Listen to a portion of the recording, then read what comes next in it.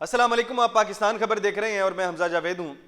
नाजरीन, 2024 गुजर गया और 2025 का आगाज हो चुका। तो आज हम देख लेते हैं कि 2024 गुजरा तो कैसा गुजरा, किस शख्स के लिए किस तरह से गुजरा। क्योंकि अगर हम बात करते हैं, अगर तमाम शख्सियात को लेके बैठ जाएं तो बहुत लंबी वीडियो हो जाएगी, लेकिन हम कुछ अहम शख्सियात की बात कर लेंगे, कुछ अहम पहलुओं की बात कर लेंगे जिसका ताल्लुक पाकिस्तान से होगा। सबसे पहले बात कर लेते हैं इमरान खान साहब की। तो इमरान खान साहब को हम देखते हैं 2024 में तो तकरीबन पूरा साल ये जेल में रहे हैं, क्योंकि 2023 से जेल में हैं तो इमरान खान साहब जेल में हैं और अंदर से बैठ के ही सियासत चलाते रहे हैं 2024 में। अब दूसरे जो शख्स हैं वो नवाज़ शरीफ साहब हैं। नवाज़ शरीफ साहब यानी कि पाकिस्तान मुस्लिम लीग नून पूरी अगर हम बात कर लें तो पहले हुकूमत में थी, लेकिन जब साल शुरू हुआ उस वक्त हुकूमत में नहीं थी, तो जिद्दोजहद कर रहे थे कि दोबारा हुकूमत में आ जाएं, लेकिन 8 फरवरी को वो दोबारा से हुकूमत बनाने में कामयाब हो जाते हैं। जैसे मर्जी हो, और पीपल्स पार्टी भी इनके साथ होती है और दोनों जमातों ने मिलकर हुकूमत बना ली होती है, यानी कि इनके लिए ये साल काफ़ी बेहतर गया है।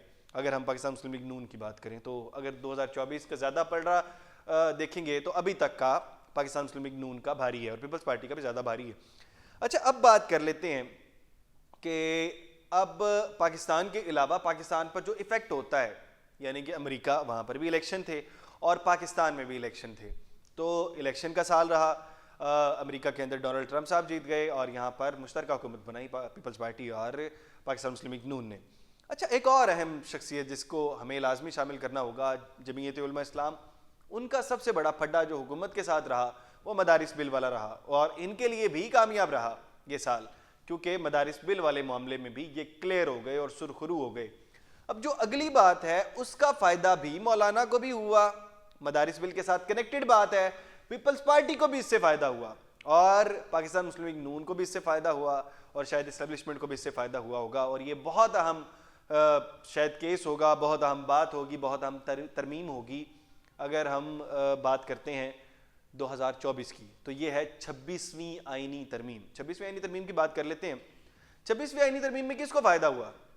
26वीं आईनी तरमीम सबसे बड़ी तरमीम थी, फ़ायदा हुआ पीपल्स पार्टी को, पाकिस्तान मुस्लिम लीग नून को, मौलाना को। मौलाना को किस तरह से फ़ायदा हुआ? क्योंकि मौलाना ने मदारिस बिल वाला एक्ट जो है वो पास करवाना था, तो मौलाना ने ये सारा बिल पास करवा लिया। तो बहरहाल 26वीं आईनी तरमीम सबसे अहम तरमीम थी। अच्छा, उसके बाद अगर हम FBR की बात कर लेते हैं तो FBR का हदफ था रेवेन्यू का 6009 अरब का टारगेट था इनका, कि 6009 अरब रुपए हमने इकट्ठे करने हैं। टारगेट बनाया जाता है पूरे साल का, वो फिर बाद में उसको 2 हिस्सों में डिवाइड किया जाता है, तो उसके बाद क्वार्टर में भी डिवाइड किया जाता है। तो आखिरी 6 माह की बात कर लेते हैं इनका, जो इनके स्टेटिस्टिक्स जारी हुए हैं वो 6 माह के अंदर 6009 अरब का टारगेट था, यानी 1000 अरब तकरीबन हर माह इन्होंने इकट्ठे करने थे, जो कि रेवेन्यू जनरेट होना था। तो ये तकरीबन कामयाब रहे हैं। 5624 अरब रुपए उन्होंने इकट्ठे कर लिए, इतना रेवेन्यू इकट्ठा कर सकी है FBR। यानी FBR के लिए भी बेहतर रहा। अगर आप करीब पहुंच जाते हैं अपने टारगेट के तो ये भी बेहतरी होती है। यानी पाकिस्तान के अंदर जो मसाइल हैं, माशी मसाइल हैं, तो FBR का ताल्लुक बहुत ज़्यादा है, इसलिए हमने इसको लाजमी दरमियान में शामिल किया है। अच्छा, अब हम बात कर लेते हैं हमारे मुल्क में लोग पिछले 3-4 साल से जब हम देख रहे थे तो मुल्क में लोग नहीं टिकना चाह रहे थे, नौजवान मुल्क छोड़ छोड़ के बाहर जा रहे थे। 7,65,000 लोग 2021 के अंदर मुल्क छोड़ते हैं और इसके बाद इस तरह से आगे बढ़ते रहते हैं, स्टैट्स बढ़ते रहते हैं और लोग बाहर जा रहे होते हैं और अभी भी लोग बाहर जाना चाहते हैं। लेकिन 2024 बेहतर रहा इस मामले के अंदर। किस तरह से बेहतर रहा?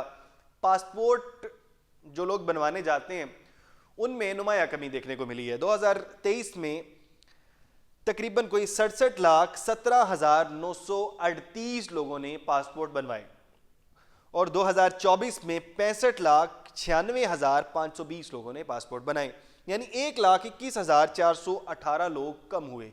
इतना मार्जिन कम हुआ, लेकिन बहरहाल लोग तो जा रहे हैं बाहर, ये हम तमाम लोग जानते हैं, लेकिन पासपोर्ट कम बने हैं 2023 की निस्बत 2024 में। इस चीज़ में भी बेहतर है।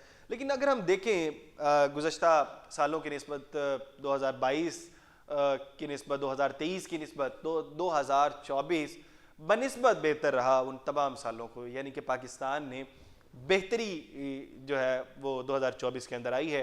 बहरहाल पाकिस्तान तहरीक इंसाफ के लिए कोई अच्छा साल नहीं रहा, लेकिन पाकिस्तान के लिए ये साल काफ़ी हद तक बेहतर रहा है, काफ़ी हद तक अहदाफ पूरे हुए हैं, मुल्क में सियासी इस्तेहकाम बेहतर हुआ है और मुल्क के बहुत बड़े बड़े जो मसाइल थे उनमें कमी देखने को मिली है। लेकिन बहरहाल देखते हैं कि 2025 में क्या होने वाला है। आप क्या सोचते हैं, क्या 2025 2024 से बेहतर हो सकेगा? कमेंट बॉक्स में जरूर बताइएगा। इसी के साथ अपने मेज़बान हमजा जावेद को दीजिए इजाज़त। अल्लाह ने के बाद।